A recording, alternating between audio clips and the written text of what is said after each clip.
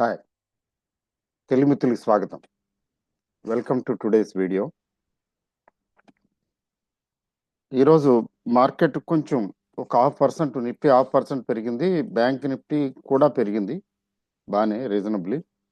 Bank Nifty చెప్పాలంటే it at one stage of time what ever it is, it did better than Nifty. అయితే advance decline ratio మాత్రం నెగిటివ్గా ఉంది. అంటే small క్యాప్స్లో improvement లేదు, small క్యాప్స్లో ఎలాంటి స్పందన లేదు. అంటే స్మాల్ క్యాప్స్లో రికవరీ, ఇంప్రూవ్మెంట్ లేదు, బయింగ్ రాలేదని చెప్పాలి సింపుల్గా చెప్పాలంటే. అయితే నిఫ్టీ 50 స్టాక్స్లో వస్తున్నదా అంటే ఇంకా it is still there is no clarity. మరి నెక్స్ట్ స్టెప్ ఏంటి, వాట్ ఎల్స్ అంటే బయింగ్కి ఇంకా వాతావరణం ఇంకా రాలా.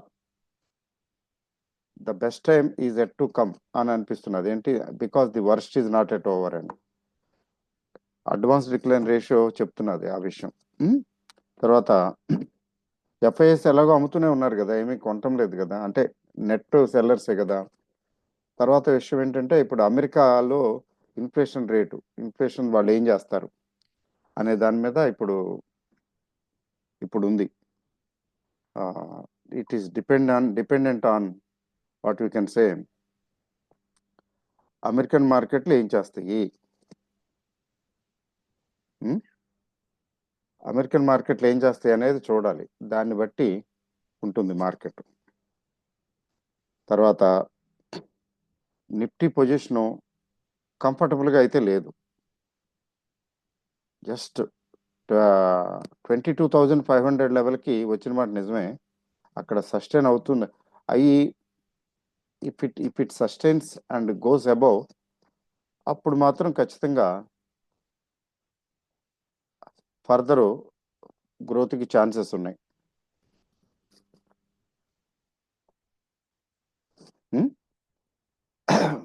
తర్వాత ఇంకా ఏంటంటే బ్యాంక్ నిఫ్టీ చూడండి, నిఫ్టీ బోర్డర్ లైన్కి వచ్చి కూర్చుంది. ఇప్పుడు అమెరికన్ ఫెడ్ వాళ్ళు ఇంట్రెస్ట్ రేట్లు తగ్గిస్తారా, లేకపోతే వెయిట్ చేద్దామంటారా?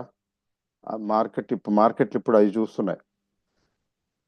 నెక్స్ట్ ఏప్రిల్లో మన బ్యాంకు రేట్లు, ఈ రెండు ఉన్న ఈవెంట్స్. సో బ్యాంక్ నిఫ్టీ కొంచెం రికవర్ అయింది, but that is not enough. ఇప్పటికి కూడా బాటంలోనే ఉన్నట్టు లెక్క. చూడండి, ఇప్పటికీ బాటంలోనే ఉంది. ఈ బ్యాంక్ నిఫ్టీ కొంచెం 0.6% పెరిగితే, నిఫ్టీ ఏమో 0.5% పెరిగింది. అది విషయం. మరి ఇండివిజువల్ స్టాక్స్ తీసుకుంటే కొంచెం టాటా స్టీల్ వరకు కొద్దిగా అంటే మెటల్స్ కదా, ఆటో స్టాక్స్ ఎలాగో దెబ్బతిన్నాయి. ఆటో స్టాక్స్ అన్ని డౌన్. ఒక టాటా స్టీల్ మాత్రం ఇక్కడ 137, 138 దగ్గర సపోర్ట్ తీసుకుని ఇప్పుడు 150 ప్లస్కి వచ్చింది. ఈరోజు కూడా కొద్దిగా పెరిగింది లైట్గా. So we have to wait and watch. Metals కొద్దిగా బాగానే స్ట్రాంగ్గానే ఉన్నాయి కదా ఈ మధ్యకాలంలో. తర్వాత నిఫ్టీలో ట్రెండ్ ఒకటి ఈరోజు కొంచెం మన కూడా పెరిగింది, 5,000 క్రాస్ అయ్యి పైన ట్రేడ్ అయింది, 2.5% అట్లాగా. So trend is due for torch light, trend is due for further rise.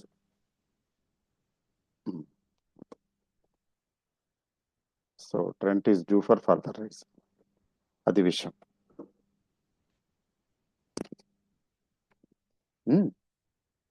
ఇప్పుడు ఏంటి మార్కెట్, వాట్ ఎల్స్? ట్రెండ్ చూడండి, ఆల్మోస్ట్ డబ్ల్యూ ఫార్మేషన్, ఇది డబ్ల్యూ ఫార్మేషన్లో ఉంది, గెటింగ్ రెడీ టు బ్రేక్అవుట్. అంటే ఇప్పుడు ఇది ఇక్కడి నుంచి మధ్యలో తగ్గితే ఇది బాటమ్ అవుట్ ఫార్మేషన్ చేసే అవకాశం ఉంది. ఆ తర్వాత ఎలాగో తెలిసిన విషయమే కదా, అక్కడి నుంచి రికవరీ కంటిన్యూ అవుతుంది. ప్రస్తుతం ట్రెండ్ ఒకటి, it is poised for pickup. అయితే individual stocks Nifty small caps తీసుకుంటే small caps are still in loss. ఏం బాగోలేదు స్మాల్ క్యాప్స్ పరిస్థితి. ఇంకా టేక్స్ టైం. చెప్తాను అసలు యాక్చువల్గా ఏంటంటే what I say is more important than the graphs. ఇప్పుడు మార్కెట్లు తగ్గినప్పుడు తగ్గుతూ ఉన్నప్పుడు కన్సిస్టెంట్గా తగ్గుతూ వచ్చినప్పుడు అది ఫాస్ట్గా కాదు స్లోగా కన్సిస్టెంట్గా తగ్గుతున్నాయి అంటే అర్థం ఏంటంటే వాటి రికవరీకి ఎక్కువ టైం పడుతుందని అర్థం. ఈ నేపథ్యంలో 3 నెలలు మించి జాగ్రత్తగా వినండి. ఇది అంటే కొత్త వాళ్ళకి, సీనియర్స్కి తెలుసులేండి ఈ సబ్జెక్టు, కొత్త వాళ్ళకి నేను చెప్పేది. 3 మంత్స్ మించి మార్కెట్ డౌన్ ట్రెండ్లో ఉంటే ఏం జరుగుతుందంటే small caps will get affected. ఇప్పుడు స్మాల్ క్యాప్స్ గట్టిగా దెబ్బతిన్నాయి. మీ అందరి దగ్గర స్మాల్ క్యాప్సే ఉండి ఉంటాయి కదా.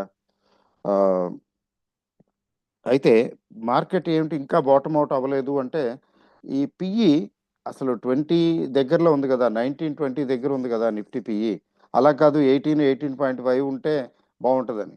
18-18.5 బాగుంటుంది అంటే బిలో 22,000 అండి. అంటే బిలో 22,000 చూస్తే మనం బహుశా అప్పుడు అది 18-18.5 రేంజ్కి వస్తుంది నీ PE. And plus or minus అంటాం కదా. ఇప్పుడు రిజల్ట్స్ రాబోతున్నాయి, ఈ క్వార్టర్లీ రిజల్ట్స్, తర్వాత ఇయర్లీ రిజల్ట్స్.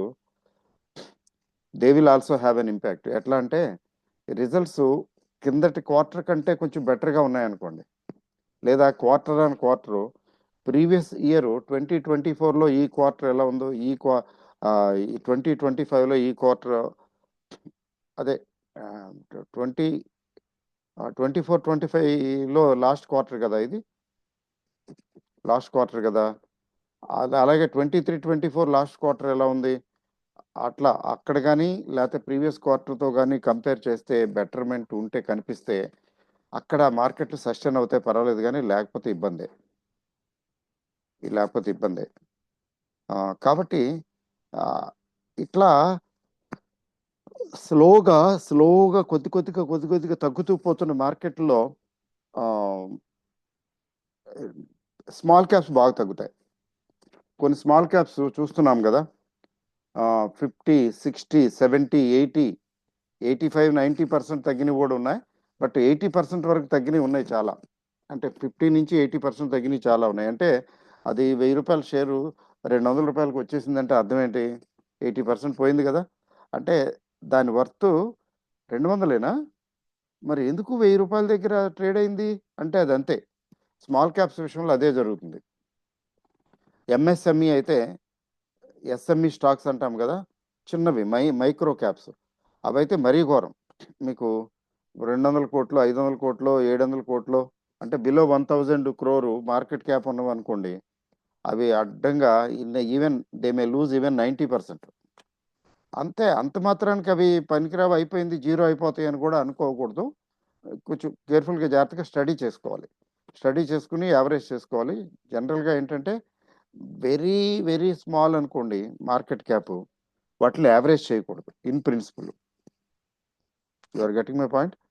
సో ఇప్పుడు జరుగుతున్న మార్కెట్ తీరుని బట్టి, తర్వాత అడ్వాన్స్ డిక్లైన్ రేషియోని బట్టి ఏంటి కంక్లూజన్ అంటే, ఇప్పుడు మార్కెట్లు కొద్దిగా ఎప్పుడన్నా మధ్యలో రికవర్ అయినా అవుతున్నా సీరియస్గా తీసుకుని అయిపోయింది ఇంకా పర్వాలేదు ఇక్కడి నుంచి రికవర్ అవుద్ది, మళ్ళీ అందదేమో అని చెప్పి యావరేజ్ చేయడానికి ప్రయత్నించకండి. Don't average, wait and watch. ఏం పర్లేదు, పెరిగితే స్టెబిలైజ్ అయితే ₹1 ఎక్కువ పెట్టి కొనుక్కోవచ్చు. 25 రూపాయల దగ్గర దొరికేది ఇప్పుడు 32 రూపాయల దగ్గర కొంటున్నాను అనే అనుకోకండి. ఎందుకంటే 32 రూపాయల దగ్గరికి వచ్చి సస్టైన్ అయ్యి పైకి వెళ్ళే పొజిషన్ ఉంటే కొనుక్కోవచ్చు, ఆ తర్వాత ఫర్దర్ పెరుగుతుంది కదా. కానీ 25 దగ్గర ఉన్నది 21కో 19కో రాదని ఏంటి గ్యారంటీ? కాబట్టి క్లారిటీ లేకుండా, ప్రాపర్ సిగ్నల్ లేకుండా మార్కెట్లు రికవర్ అవుతాయి. ఈ రోజు కాకపోతే రేపు రికవర్ అవుతాయి, రేపు కాకపోతే ఎల్లుండి రికవర్ అవుతాయి. మార్కెట్లు రికవర్ అవ్వనే డౌట్ ఏమి వద్దు.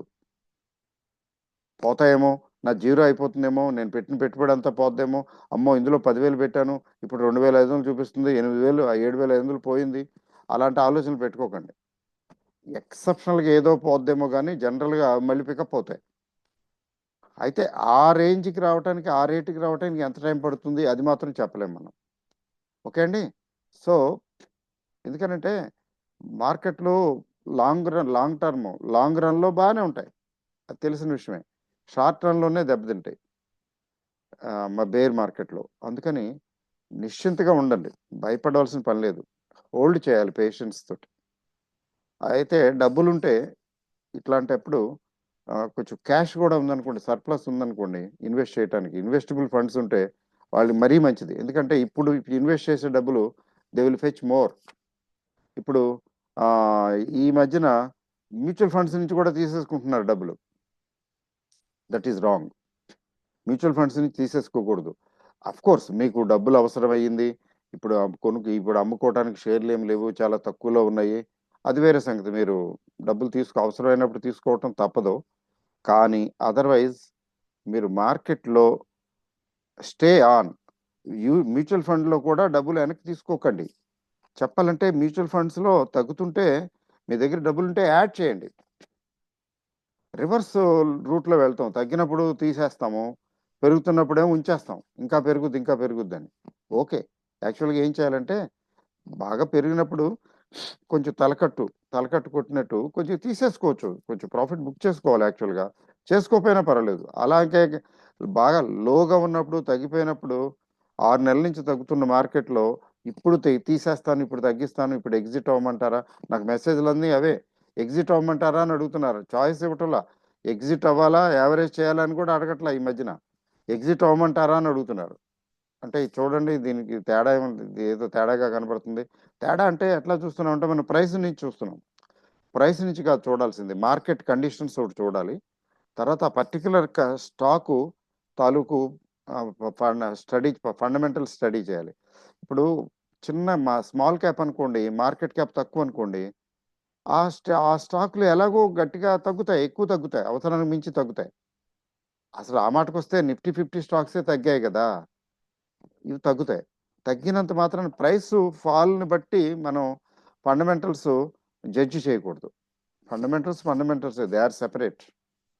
కాబట్టి ఏంటంటే భయపడవలసిన పని లేదు, ధైర్యంగా పడేయటమే, అయితే డబ్బులు అవసరమని ఇప్పుడు నా పరిస్థితి ఆందోళనకరం, నాకు వేరే మార్గం లేదంటారా, అప్పుడు ఏమీ చూడాల్సిన పని లేదు, ఎలాగో తప్ప తీసేయాలి. అలాంటి పరిస్థితులు తెచ్చుకోకూడదు. We should always cash. అంటే అందుకే చెప్తారు కదా, కీప్ క్యాష్ అని. Keep cash. ఎందుకు కీప్ క్యాష్ అంటే ఎప్పుడు కూడా క్యాష్ అనేది శ్రీరామ రక్ష.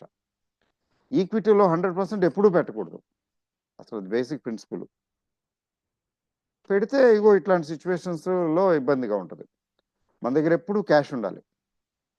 ఏ లిక్విడ్ ఫండ్స్లోనే వేసుకుని ఉంటే మార్కెట్లు బాగా తగ్గాయి, చౌకగా దొరుకుతున్నాయి, ఇది చౌకైంది అది చౌకైంది అనుకున్నప్పుడు, ఫర్ ఎగ్జాంపుల్ మీద ఒక 5 lakhs పోర్ట్ఫోలియో ఉందనుకోండి, ఇప్పుడు 3 లక్షలకు వచ్చింది, 3-3.5కి వచ్చింది, 5 లక్షల దాకా 3-3.5కి, అంతే.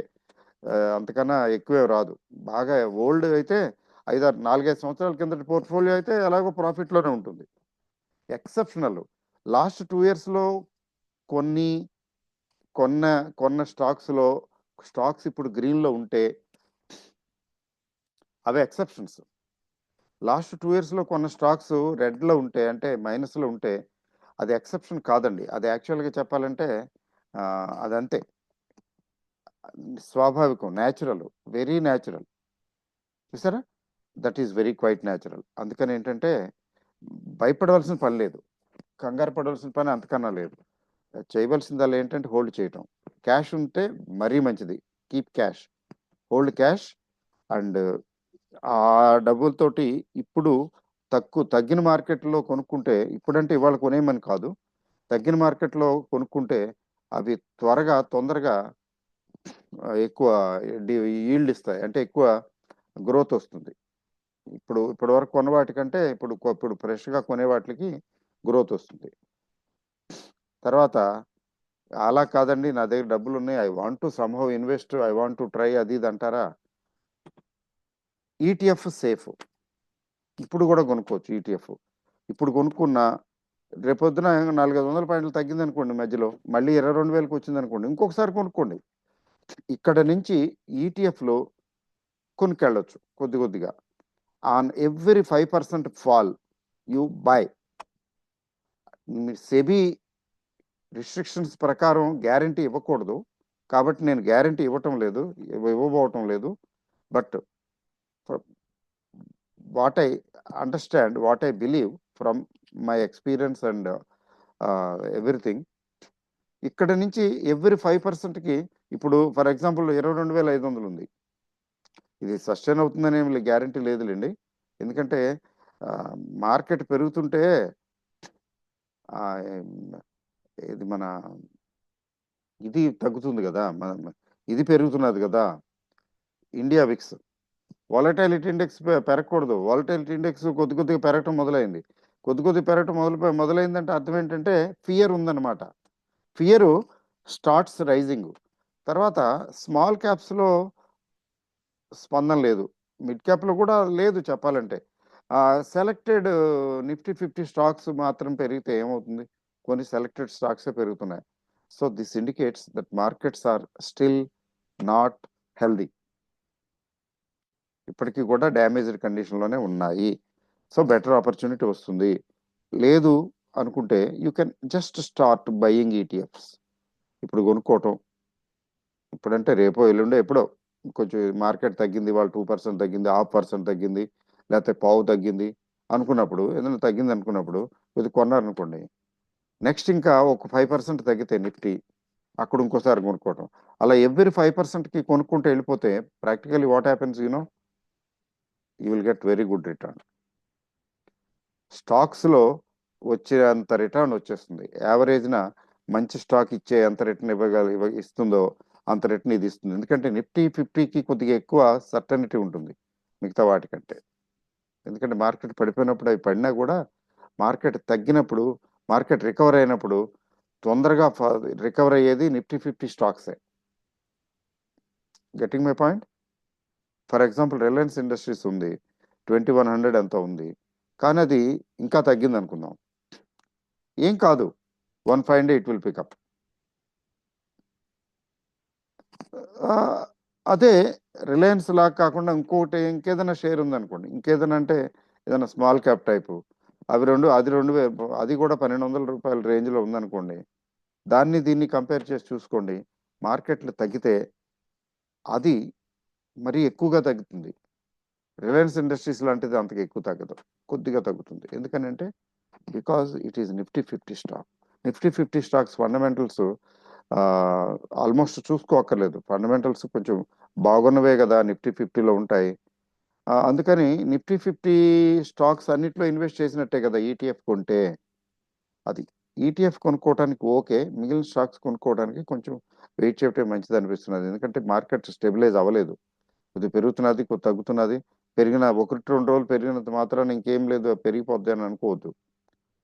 అలాగే తగ్గిపోతే ఒక 2% 5% తగ్గితే ఇంక అయిపోయింది, ఇంకా దీని చరిత్ర ఫినిష్, ఇంకా మార్కెట్ లేదు ఏం లేదు అని ఇసిరి కొట్టద్దు. కొంతమంది ఫ్రస్ట్రేట్ అయిపోతారు, అలా ఫ్రస్ట్రేట్ అయిపోయి కామెంట్ బాక్స్లో కామెంట్ కూడా పెడుతూ ఉంటారు. అట్లా కాదండి, లాంగ్ టర్మ్ ఇన్వెస్ట్మెంట్ ఇది, కాబట్టి కొనుక్కున్నాం కాబట్టి పెట్టుకోవటమే. మార్కెట్లు బాగోలేదు కాబట్టి మన షేర్లు బాగోలేవు, కానీ వస్తాయి, పేషెన్స్ ఉండాలి.